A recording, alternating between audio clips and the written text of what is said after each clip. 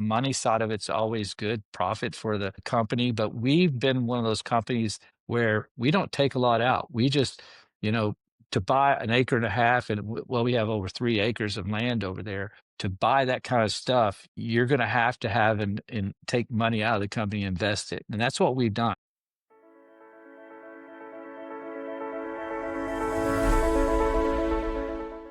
Hey everyone, welcome back to Property Pulse. I'm Drew, and I'm really pumped for today's episode. We've got Steve DeWitt here. He runs Life in Paradise Vacation Rentals down in Port Aransas, Texas. And these guys have been at it since 1985. Steve, thanks for hanging out with me today. I appreciate it. Thanks for having me on. Yeah, cool. Before we jump in, for anyone listening, Steve runs Life in Paradise Vacation Rentals, and they've grown from a small local operation into managing hundreds of properties. With that kind of scale, I can only imagine moving parts behind the scenes. So, Steve, let's start simple. What's a typical day look like for you now? A typical day, of course, it varies by season because we're a very seasonal business. And so if you really were to jump into, say, spring break, which that's kind of our dress rehearsal for the season. When the spring break happens in March in the Texas Gulf Coast regions, people come in from the Austin, San Antonio, Houston markets during their spring breaks when their kids are off. And we typically do get a pretty good group of college kids, high school kids that come here and have the typical spring break atmosphere that you see in Daytona and South Padre and things like that. But during those times, we could have a check-in day where there's 3, 4, 500 guests checking in, and so our office people, they're there all day long getting ready to make sure everybody has we do this in advance, make sure their contracts are signed, that they have their agreements in order, that we have their identification matching their credit cards and all that stuff, just to make sure that we got the people coming. And during spring break, we really have to watch hard for underage guests. We typically require 25 years of age. We will make exceptions to possible married couples. Uh, I was married long before 25, so I don't want to be excluded. And I don't exclude somebody that I think, not that I was that mature probably at that age, but I had 3 kids by 25. But Wow. as in this world, it's kind of abnormal. Yeah. They're saying that Gen Z is just not having kids in their 30s or 40s. So but we're having to make sure that we've got the right mix, the right guest. That's important to us, and basically protecting, what's going on here in our small town of Port Aransas here on the beach. And so we do all that, and then you're working on the phone for people that wanting to check in early, and you're dealing with that, and then and your maintenance group is in the background ready to go in case there's something that AC doesn't work or something, pool heats need to be turned on. There's just a lot of things in the background where everybody is doing their piece to make it happen. The housekeepers, there's things that maybe fall through the crack, and we have housekeeping inspectors. They go out and take care of the guests if there's something that they need that wasn't found or whatever in the property. And with our properties, with 740 properties, with a mixture of 1 bedrooms up to 10 bedrooms, the needs are different in each type of property. But everybody is on, and we have somebody on 24/7. They're not here like a fireman sleeping, waiting for something to happen, but they're out Always doing something. things. And we run a security vehicle. The actual Texas Department of Public Safety doesn't allow us to call it a security vehicle, but it's a courtesy patrol.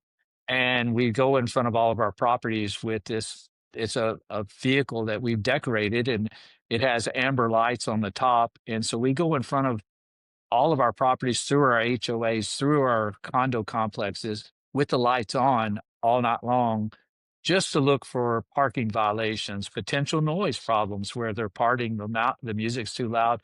So we have people moving 24/7, getting ready for, making sure our guests have some of the best guest experiences that they can have. And it's not a perfect world. This vacation rental business is a very imperfect business, and but it really comes down to how you react when there is problems. Hmm.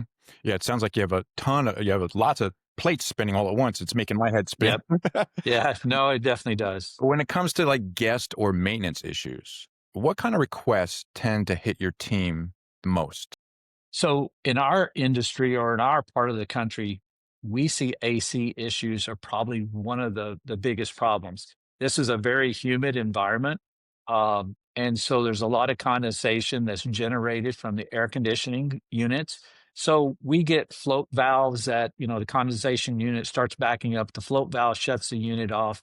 Our team, and we have a team about during the summer, we'll have over 18 in the maintenance department alone. Right now, I think we're carrying 12, 13 of them. And, we have 1-ton vans to three-quarter ton vans. We have a three-quarter ton lift gate pickup so we can move refrigerators and stuff because we have loaners for everything. I mean, we have full-size refrigerators. Your refrigerator breaks, we're coming.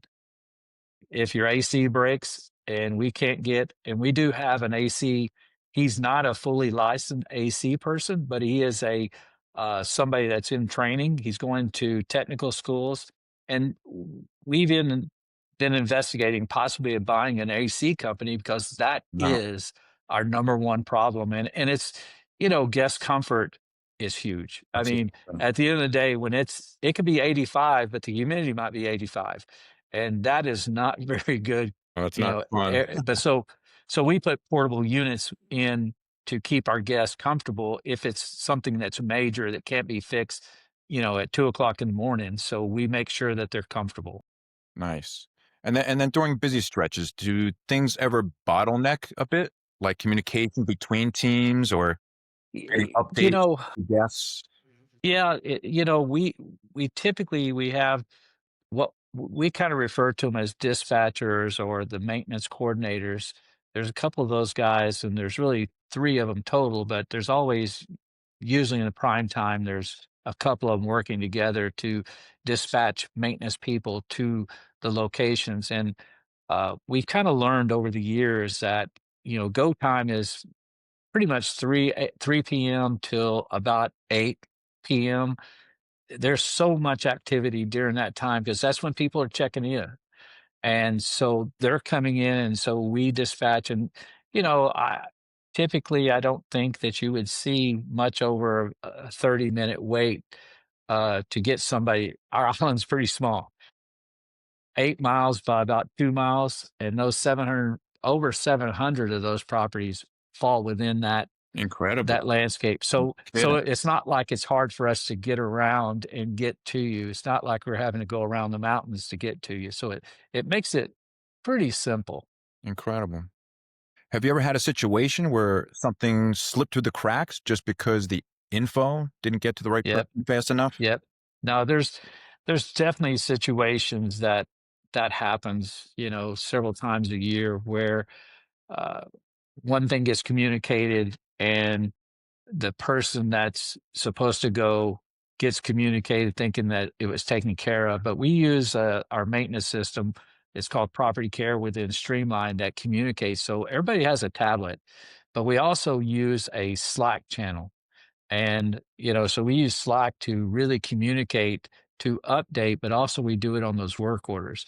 And let's say we get an after hours call and it generates a work order, and they put that work order in and somebody's busy and they switch it over to another person. There's multiple people, including myself. It wasn't that long ago, 5, 6 years ago, I was one of the maintenance guys. I mean, I was doing 5 it years. myself. Really? Y- Okay. You wear in this business, you wear every hat that you can. I was probably writing the checks for the payroll, and at night I was doing maintenance. When we were 67 properties, you do everything. I was revenue manager. You learned every aspect of the business, but things do fall through the cracks. And we have a pretty good Google review average, and we're proud of close to 1,000 reviews and 4.6. But there is times where we have problems and things fall through the cracks, and that's probably when we do perform our best is when we start going in, digging out what happened, what we can do to improve it.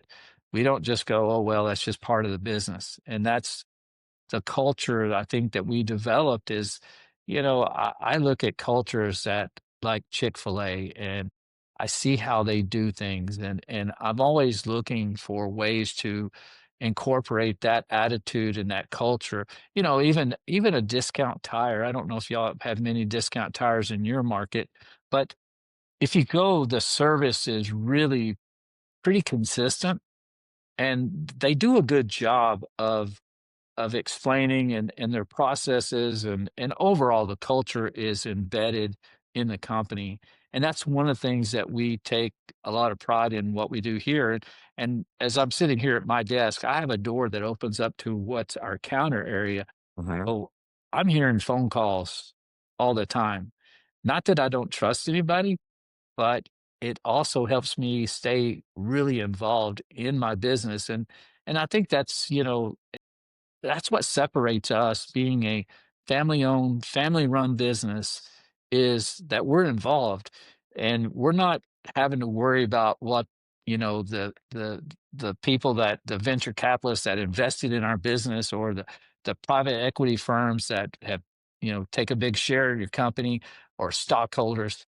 I'm not beholden to those people to make decisions. I make decisions based on making sure we do the right thing for our owners, for our guests, for our employees, for the ownership group. And that's kind of how we run the business. And we've always kind of used that thought process. Amazing. It all comes down to the experience that you present, right? And you don't have to go through all these different channels of red tape to make things happen. Yeah, And for sure. I'm always curious too. Do you think that something like a virtual front desk that logs requests, notifies the right people, maybe and updates guests automatically would help take the load off? 100%. Yeah. As the AI technology develops and I'm seeing it, we're using it within Slack.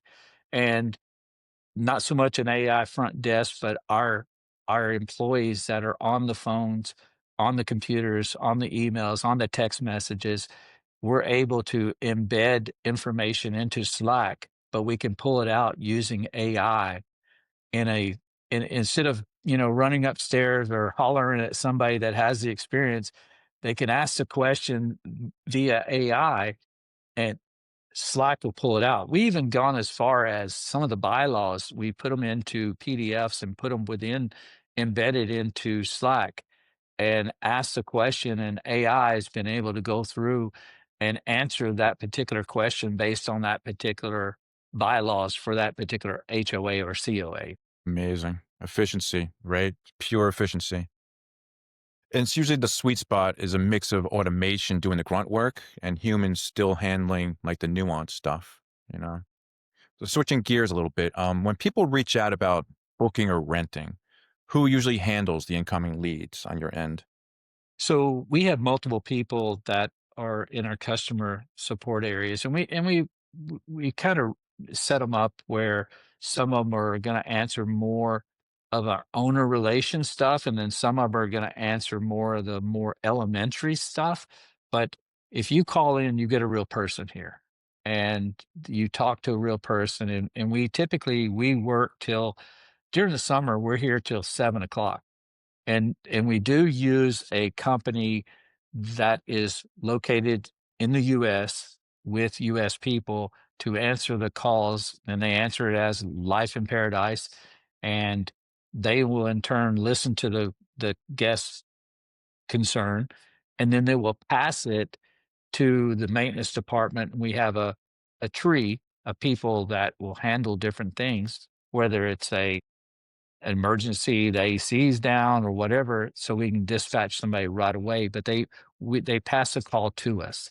So we're actually they're talking to a Life in Paradise employee instead of the answering service. But the answering service is connected to our property management software. Mhm. They actually have some training on our software, so they can look at the guest information.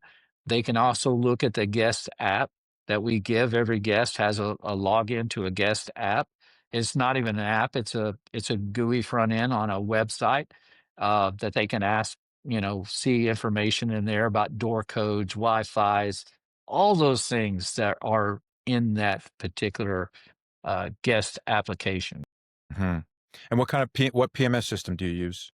It's called Streamline Streamline. Vacation Rental. They're Got based out of Phoenix. I don't really know how many people use. It's a big company that's owned by Inhabit, uh, which is another very large company that's in that space of even long-term software. And, they do insurance for this type of space as far as trip insurance and things like that, property damage insurance. got it. Inhabit has companies that credit card companies. I mean, they've got website companies, so they kind of, but they're embedding a lot of AI within these products that they're developing. Yeah. And then going back to your after hours call center, you said where they're trained. Who trains them, or who did train them? You did? So we actually don't have total interface with those people, but the company that we work with, they are involved in this space, and so they're very entrenched in understanding what's going on. But we also write the scripts and we put in, if this happens, do this. If this happens, do this. And so we're involved to that aspect of training. Got it. Yeah. And then when things get busy, where do you feel the strain? Is it responding quickly enough, keeping up with follow-ups, or getting availability info out? Anything like that? No, I tend to believe that probably with as many properties as we have, guest requests are the one area that can get a little bit of a bottleneck, but we have a lot of people that, especially during that time of year, we have 42 people full time right now here in December, which is the slowest part of the year for us. Mm. But during the summer, that balloons quite a bit. We bring in some college people, college kids that are involved in. We'd love to see them stay in within the vacation rental space and make a career out of it. And I think that's, something that we're hopeful, and we do. We have several kind of interns. We're working on a marketing intern. We have marketing people internally, but we're looking to, work with some of the Texas A&M local campuses here to get some marketing people. But that's, there's really the bottleneck. Really, I think it comes down to housekeeping becomes a major piece too. A lot of people ask me, what kind of business are we in? And a lot of times I say I'm in the housekeeping business. I mean, it's kind of crazy, but that's we're in the process. We're moving from that. We own this facility, but we have an acre and a half tract right over in the middle of, just literally right off the beach, in the middle of the vacation rental areas. A lot of the properties in that area, we have an acre and a half tract, and we already have a golf cart maintenance facility that we built last year there. And we're in the process. It's going to be a 17,000 square foot laundry facility Wow. that we're putting it's the foundation is being poured here in the next few days. And then the office over there is about a 5,000 square foot office that it was a house, and it doesn't look like a house today because we put a lot of money into it, took the pool out. My employees were like, let's keep the pool. Yeah, I don't think we need a pool, but you know, we find that the laundry and the housekeeping side of it can make or break you. And when I took over this business, in the early 2012, in that range, I was really involved a lot in the business, but I still had a totally different job. I was working as VP of sales of an outdoor power equipment company.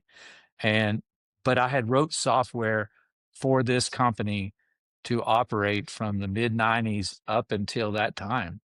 And I'm a kind of a computer geek, but I was VP of sales, and I was uh, the tech guy for the company, the distributor that I worked for, that I own part of it. And I just find that you kind of, and I kind of lost track of where I was going with that, but but I've been involved in this business and know that, you got to have all the pieces of the puzzle. And I know where I was going with that. I was going to say, when I took over, my mom was wanting to exit. I said, look, I will never let this company be defined by housekeeping. And so I flipped it on in, and I started putting major importance on housekeeping, maintenance, and those back office items. Everybody can get on the OTA connections. That's pretty simple to connect up with Airbnb and Verbo and all the different major ones. And today we still have over 62% of our bookings are direct. Correct. We do 60. we do rely on Airbnb they're over 20% of our business, which is an important piece of our business. And they're not going away. I mean, Airbnb is continuing to grow. Verbo is still a major piece of it. But I said, these things are going to be what makes or breaks you. I understand these national brands, they come in with thinking this is kind of a virtual business, a virtual office. Uh, but at the end of the day, you better have boots on the ground. Right. If you don't have boots on the ground to solve your customers' issues, it's hard to reach through the internet and solve those problems.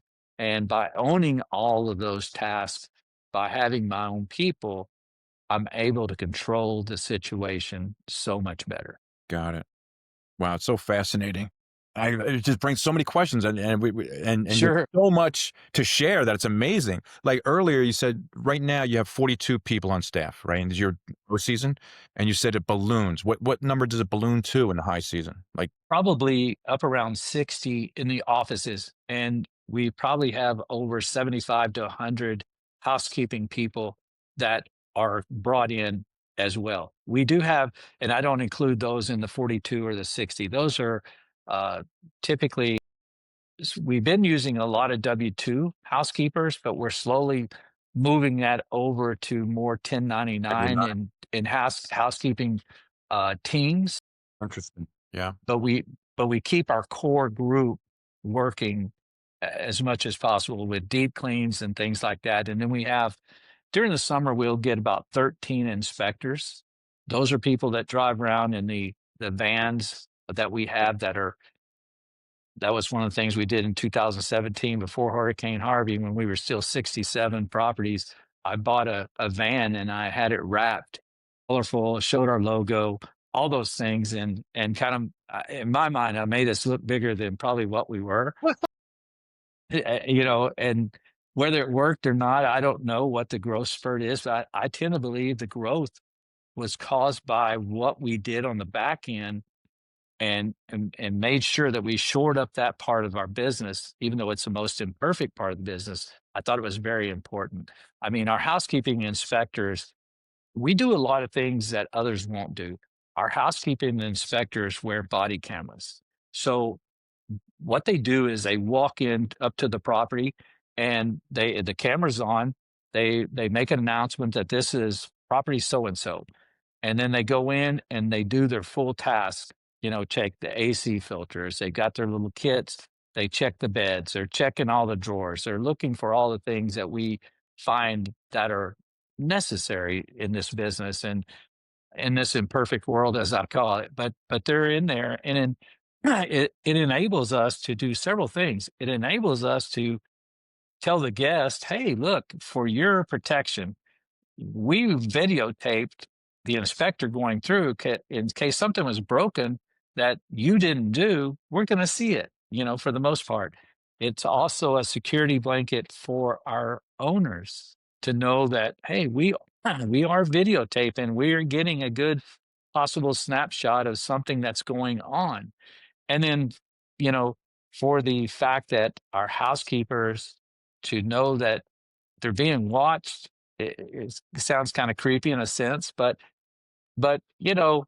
what gets measured gets done, Yeah. and Wow. and I think it makes a huge difference into that we are making sure that we're creating a best guest experience Yeah. as possible. And you can tell that you really put a lot of care and a lot of thought into every nook and cranny of the operation. It's amazing. And let's talk about scheduling really quick. I mean, with what you're telling me, cleanings, check-ins, maintenance, all that, the whole turnover puzzle. How do you keep everything coordinated today? How do you, how? So for pretty much everything that's on the property care, which is housekeeping and maintenance, that's all done within triggers within our software. It says, hey, it's so and so on checkout, the property's vacant. Uh, a message goes to the assigned housekeeper and it says, hey, property XYZ is ready for you to clean. They go in, they do their job. Oh, they see a problem. They type into their app, hey, I see a bulb burn out, or I see something here that needs maintenance attention. That triggers a work order. And then they put in the key points of this needs to be done like pronto, or, is this a super emergency, whatever the situation is. And then once the housekeeper's finished with their task, it sends a message over to the housekeeping inspector that's assigned to that particular property. Hey, we're ready for your inspection. They go sign off on their inspection, and then it says, okay, it's ready to go. And then we can reach out to the guests by pushing a button saying, hey, you're good to go, and check in, whenever. 4 o'clock is go time or check-in time, but that's kind of how we do things. Cool. Well, before we wrap up the episode, I'm just curious. Where do you see Life in Paradise heading over the next couple of years? Do you see You more know, growth, more tech, more services? What do you see? you know, it's a question I'm dealt with probably. It's funny. I was thinking of this earlier that when we had 67 properties, and when my mom bought this business in 1980, she bought it in the 90s. The lady that created it in 85, she had 13 properties, Okay. 13 properties, 13 calendars.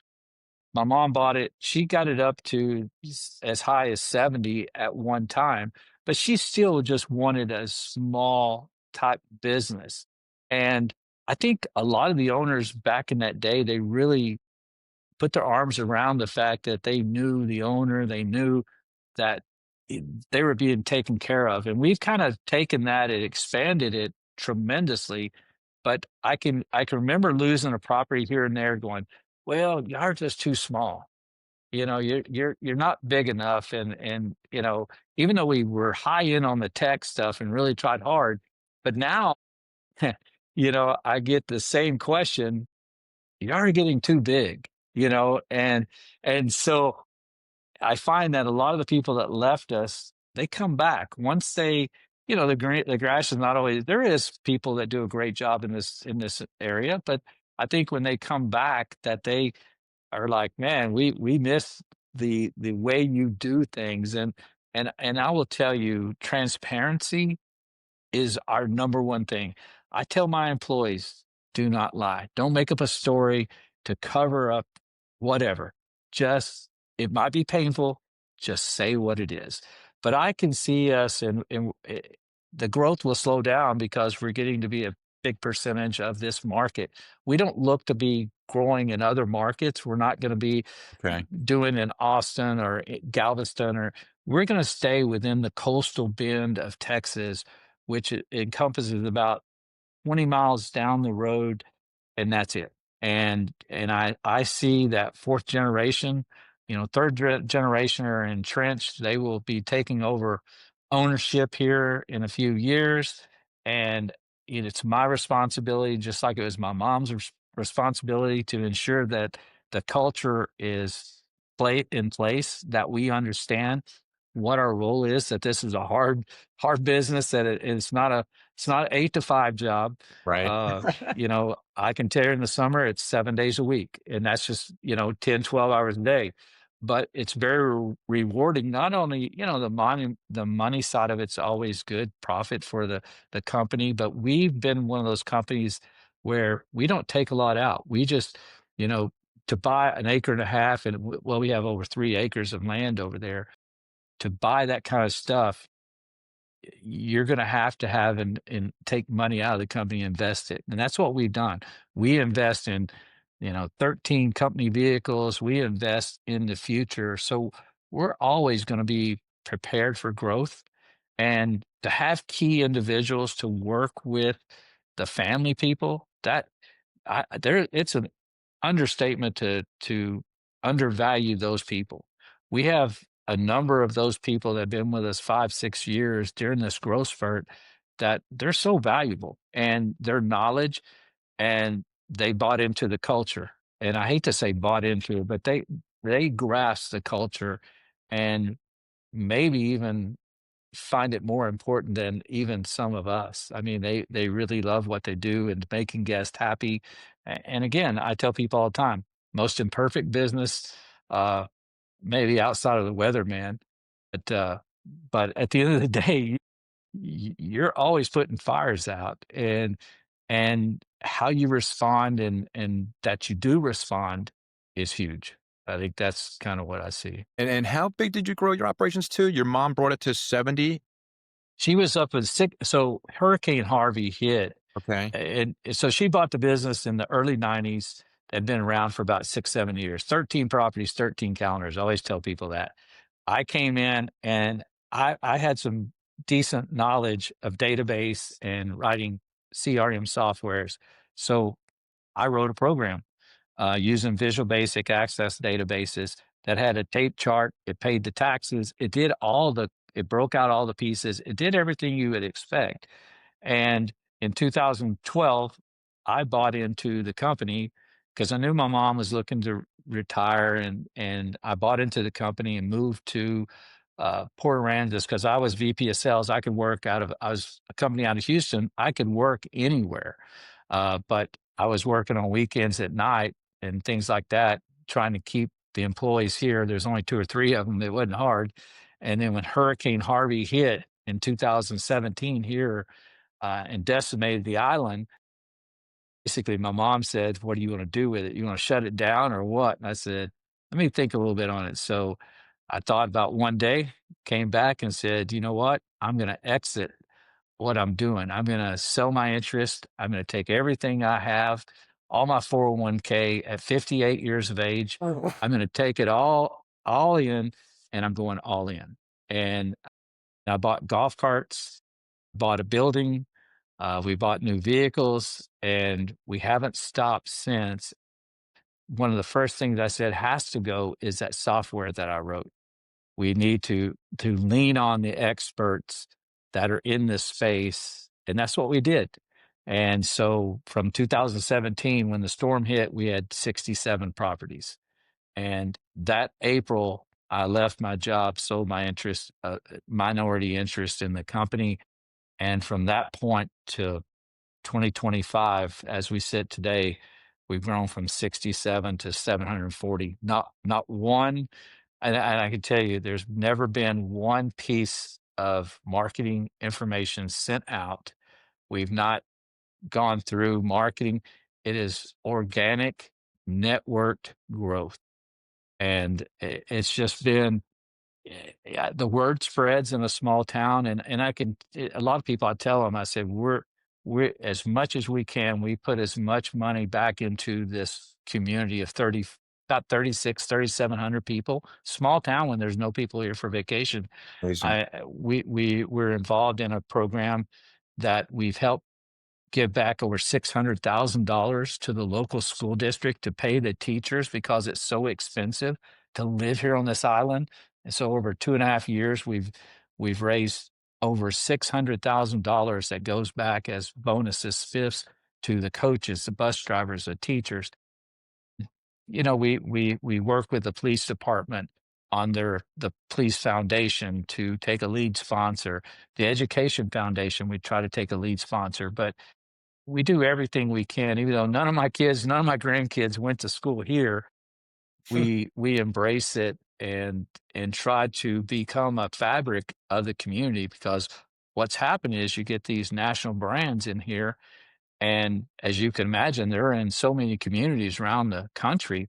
They just couldn't afford or have a desire to jump in and help, in the local community. And we feel that somewhat a short-term rental company does take a little bit away from the the local community in a sense, but it also gives a lot back because I can remember back when before the short-term rental business was so big here, the restaurants all closed down in the wintertime. There wasn't a lot of restaurants. You didn't have a lot of options.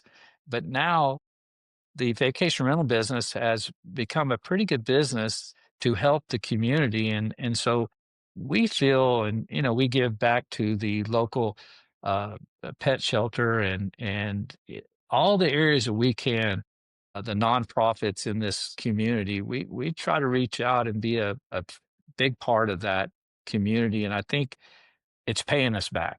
I mean, that's the only way I can look at it is it gives us back. Great story. I mean, you're one of the most fascinating stories we've had. And good always returns good 10 times, and that's what's happening with you. You are I think so. you're a unicorn in this business, really. Yeah. Well, Steve, this has been awesome, and thanks again for being here. And for everyone listening, I hope you grabbed a few ideas that you can bring back to your own operations. Hit follow if you haven't already, and we will see you on the next episode of Property Pulse. Thanks, guys. Thank you, Drew.